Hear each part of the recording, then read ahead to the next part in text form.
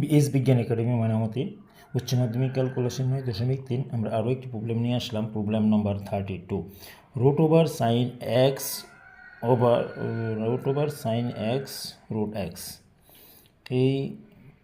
এই প্রবলেমটার এই রুটটা হবে whole over root, so sine root x sine root x over to the power half. এখন ddx sin root x to the power half equal to x to the power n formula half into half minus 1. So half sin root x to the power half minus 1 into ddx sin root x.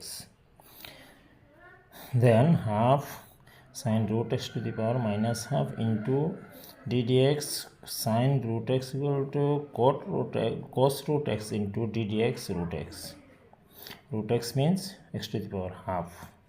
Then half minus half equal to 1 by root over sin root x into cos root x into half into x to the power half minus 1 ddx next x. So ddx x equal to 1.